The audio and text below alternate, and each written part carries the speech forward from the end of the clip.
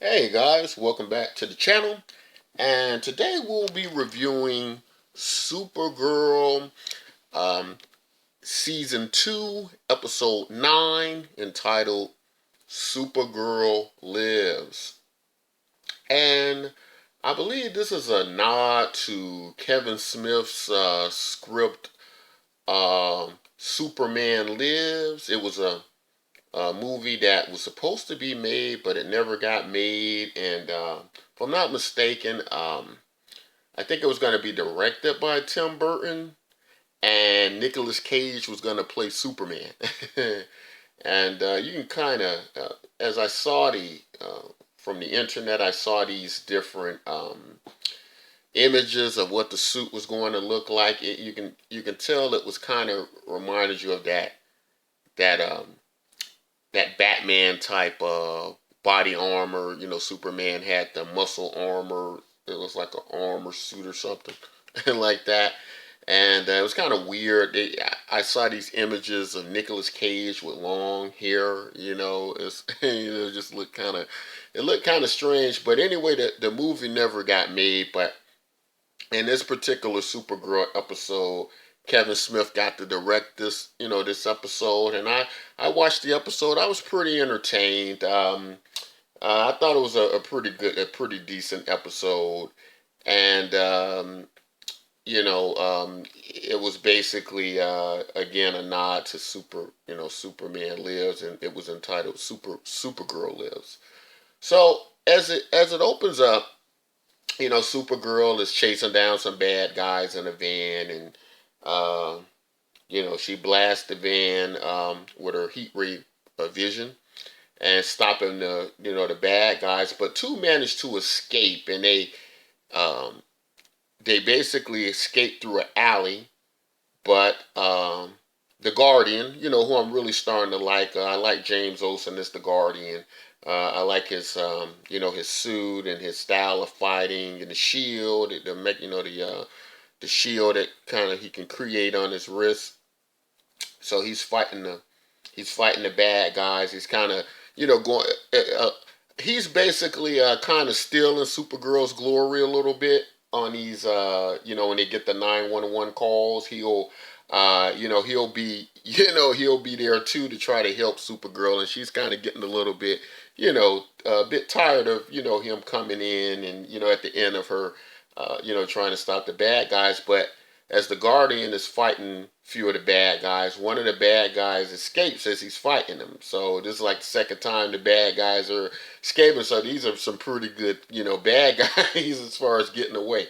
So he radios Win, and he tells Win, hey Win, one of the bad guys are coming your way. Do something about them. Try to see if you can stop them. And so Win opens the door to the little communication van he uses when he goes out and does technical support for the Guardian, or backup support, or whatever. And so he opens the door, seemingly knocking the bad guy out. Then Win steps out, and but the bad guy isn't really knocked out. So the bad guy gets up, and he just really starts hammering. He really just starts hammering on Win, and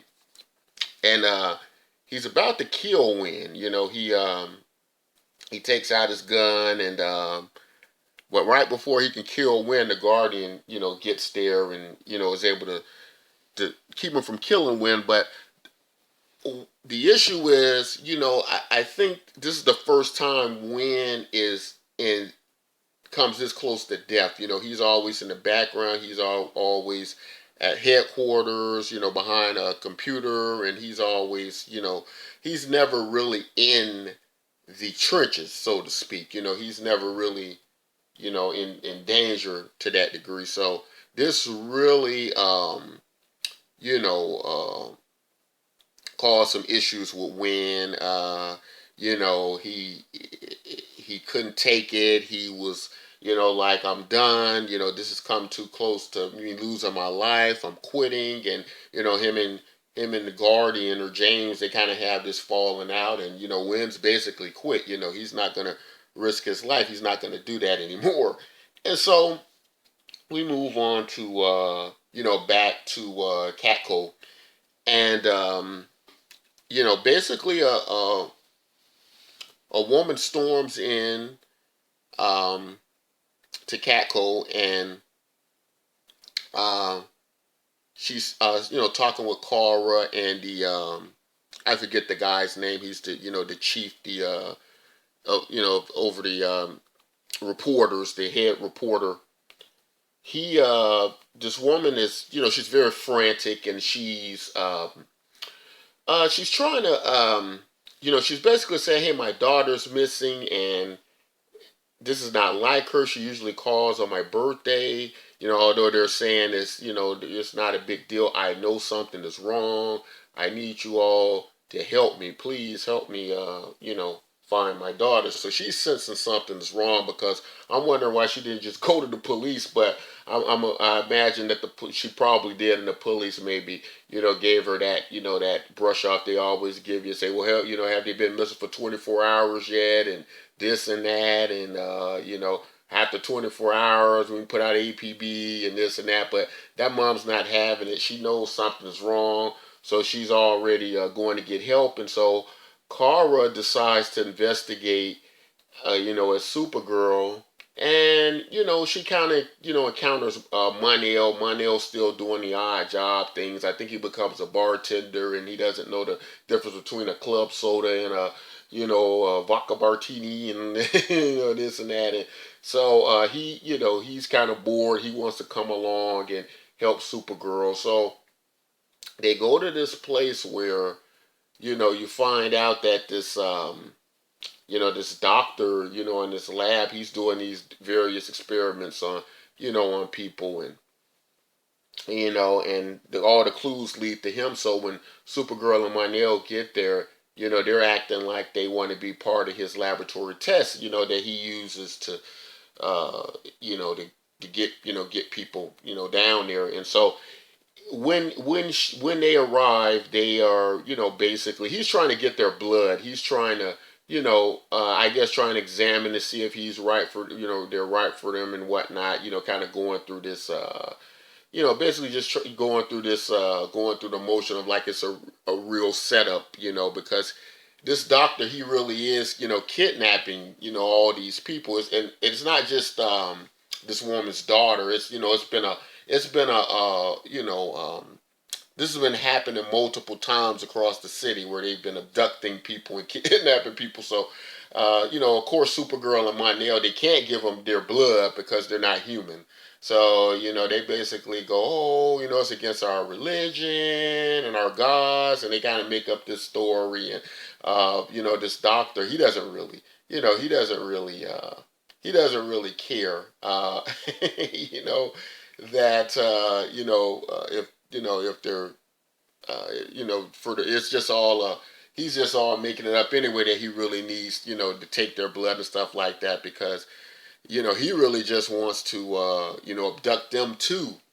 And so basically they find out he's not a human being, but he's an alien. He turns into an alien, but he can't, he can't defeat Monel and Supergirl, because of course they're superpowered too. So he decides to run, and we find out where they send the abductees. It's like a gateway or a portal device, and it actually takes them through another, to an entire alien planet. So this doctor, he just basically, he's turned into the alien, his true form, what he is. He runs through this portal, this gateway, and Supergirl goes, well, um, I'm not gonna let him get away. I got to find out where he's taking, all these people he's abducted. So she's chasing him through the portal, but she tells Monel, go and tell my sister Alex where I'm at, so in case something happens, you get help.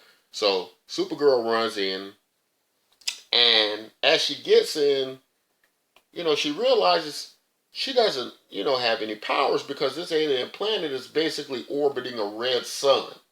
And as we know, a red sun doesn't, allow Supergirl, to have any power. She's charged by the yellow sun. So Monel not being a very smart, he's never really been smart on the series so far. We do know that. He goes in behind her to help her, but as he goes in, the gateway gets closed behind them. So now basically they don't have any superpowers and nobody knows where they're at because Monel came chased after her and didn't go and tell, her sister where they were. So as they get inside there, they're actually trapped, by one of the aliens, and eventually they get taken captive by the alien doctor who's abducting all these people, and so now he has everyone. He has Supergirl, Monel, and all the abductees, and they're all powerless. There's nothing they can do to escape. So as we cut back to um, or I'm sorry, Supergirl's sister, um, and she's speaking with John, the Martian Manhunter. You know, they're basically they've basically pretty much narrowed it down to where Supergirl was, where this laboratory was, and her last whereabouts, and they find the device. They find the the transporter to this other planet, and John knows about the technology, but he also knows that where this thing goes, or this alien race that created this thing, that the red sun, they orbit the red sun as well. So they're able to figure out, oh well, Supergirl and Monel, they don't have any power, so they're helpless. So they're like, well, no problem, send John in. The Martian Manhunter, he still has superpowers and he's not affected by a red sun. But unfortunately, John also, explains to them, well, hey, this atmosphere is toxic to Martians. Some kind of silicate and oxygen, something or another in their atmosphere. So I can't go in there. Only thing I can, we can only send a team in there. So they send a team of non-superpowered people in, under Alex's command. And at this stage, they never really, Wynn never really goes into the field, but there's a situation where they need Wynn to go because they need to understand this technology that teleports them back and forth, just in case they can't get out of there, and how to use it to get in and to exit out. But Wynn's still kind of under his post-traumatic stress from the incident he had earlier with the burglars, and being attacked, and with the Guardian. And so when he just isn't going to go, and they have to order him. They basically have to order him to go because Wynn's just not, Wynn's, he just can't deal with it at the moment. So they get to the they do find her, they do, or sorry, I cut back to Supergirl. And what's going on with Supergirl is they know they don't have any powers, but as they're trying to take the abductees off, Supergirl is trying to fight to protect them, and she's explaining to Monel that part of being a superhero is not just about having superpowers. It's about your character, and the fact that you fight even without superpowers. And it's a really good speech, helping Monel to understand what being a superhero is all about, because Monel at this point is, he's being the same old Monel of, hey, we need to be avoiding trouble. If you go looking for trouble in a big universe, you're going to find it, and this and that and that, he's still Monel, in that sense. So Supergirl's fighting, and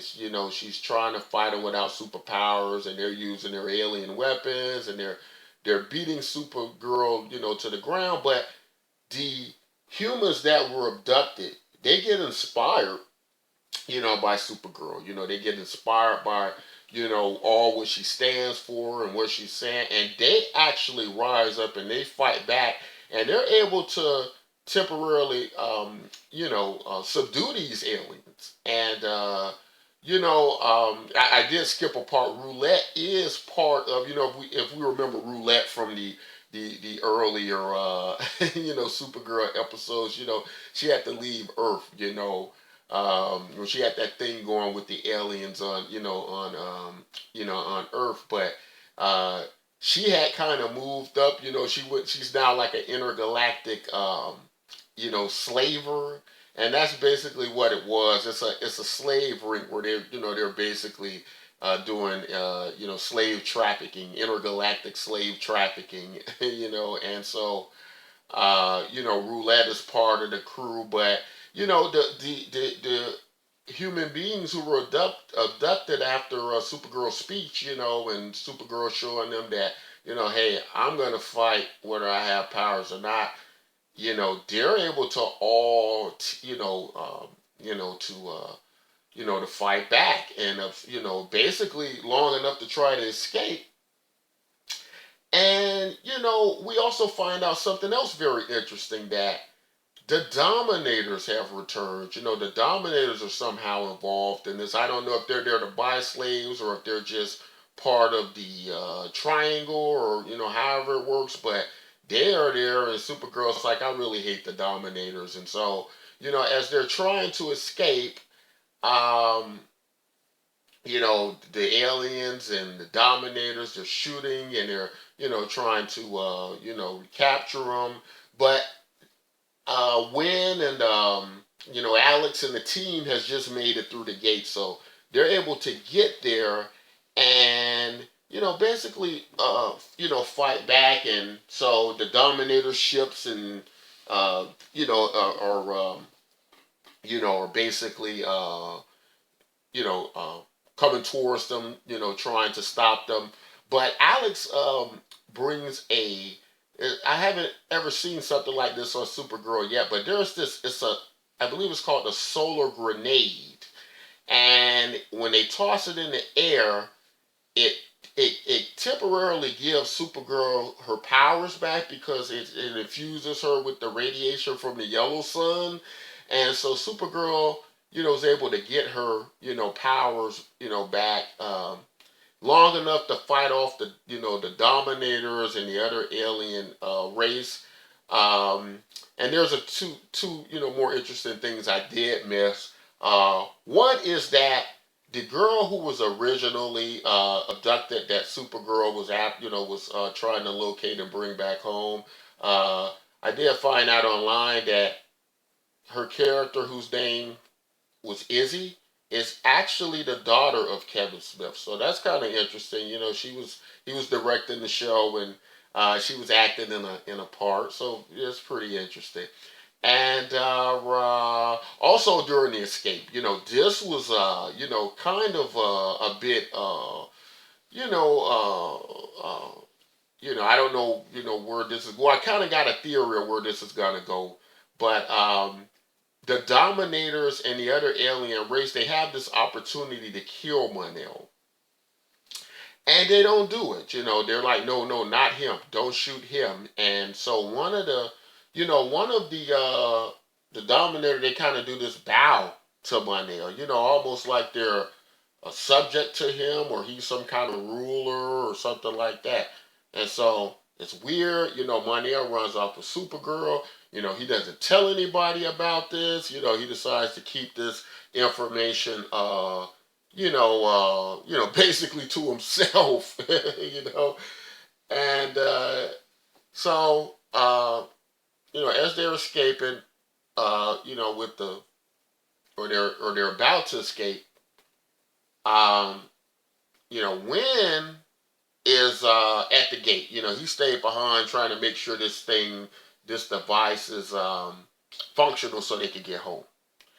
And so an alien uh, jumps out, starts fighting, Win, at the gate, because Win is by himself. There's nobody there but Win, at the gate.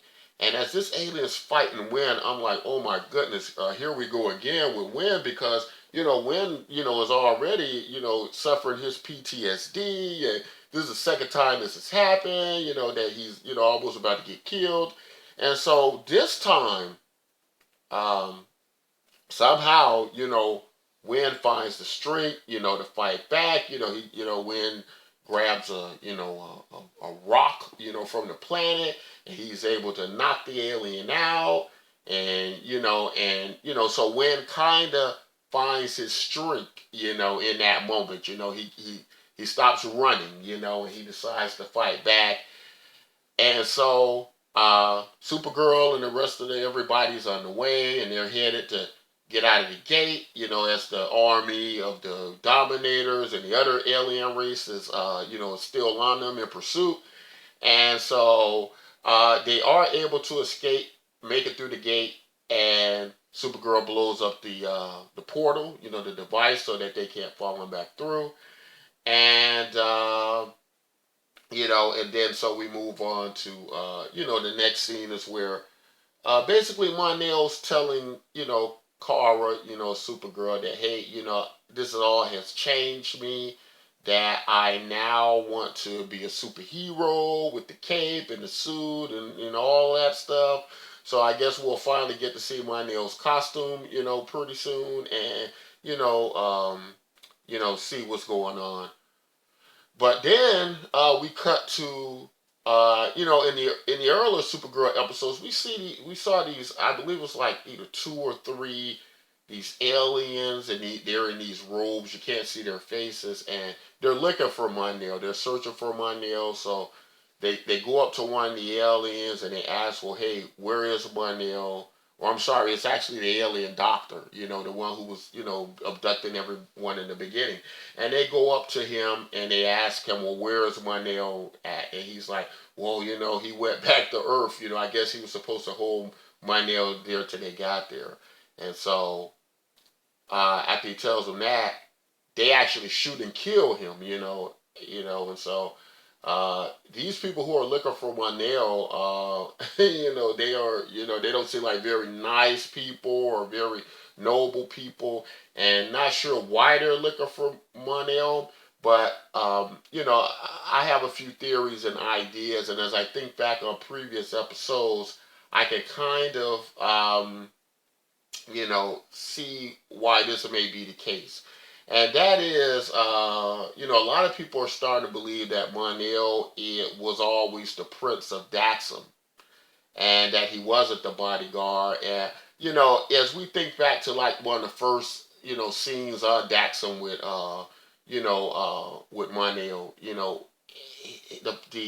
the prince, or the person thought to be the prince, was like, oh, I'm gonna stay behind, and you get in the ship and you go to Earth, and I'm gonna stay here, blow up. I'm gonna die with my people. But that all seems very noble and everything. But how many times have we seen where the it's best to save the bodyguard than save the ruler of the planet, the ruler of something. Usually the ruler is sent off, and he's the last survivor to be sent off. Even like Superman, he was sent off. But the thing about Superman is, I looked at the history of Superman. Superman's ancestors were actually rulers of of continents on Krypton. They ruled. They were rulers, actually, the El family. And they I believe they ruled, if I'm not mistaken, like a fourth of Krypton. Hundreds of thousands of years ago. And so even like Superman, Kal-El, he had this kind of a nobility or rulership through his, and he saved aside from other inhabitants of the planets. And we've heard countless stories of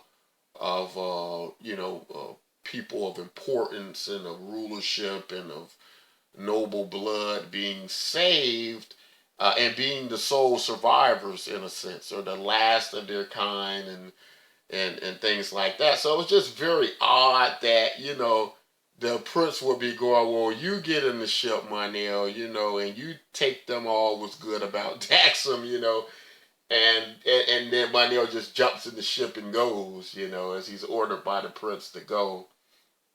But what we're finding out, or what a lot of people are believing now, is that Monel is the prince, and that makes a lot of sense, you know. And of course, with this last closing scene, as we see the aliens bowing and they just won't kill him, we know for a fact he's of very much importance, and people are looking for him. Now, I don't know who these people looking for him are. I don't know if they're looking for him as there may be the last, you know, remaining inhabitants of, Daxam, and they're looking for their prince, or if they're just some people looking to kill him. You know, it's either or. Maybe the first I think is more plausible. But anyway, this was a pretty good episode. I don't know. I think it was kind of a bit slow for me in the beginning. Maybe I expected a great deal more from the title and Kevin Smith. Doing the directing. Maybe I thought I was gonna get a lot more action, a lot more breakthroughs. But it is, mid-season, and so they got to do a lot of setup, for the future episodes. So altogether, pretty solid episode. I enjoyed it, and I look forward to doing more Supergirl reviews. And like I was saying earlier, the channel is still pretty new. And a lot of these shows that I'm jumping in, mid-season and things like that, it's not because I haven't been a show watcher and things like that, but it's more or less because the show's new, and some of them were taking a break when I started the channel, and so I couldn't review them. So now I'm able to review them, and so there will be some episodes, various TV shows. You'll see me just kind of jumping in mid-season and things like that. But I have been watching the shows. It's just because the channel is new. But anyway, guys, if you like, content like this, if you like the reviews, please don't forget to like and subscribe. And come back for our next Supergirl review. Take care, guys.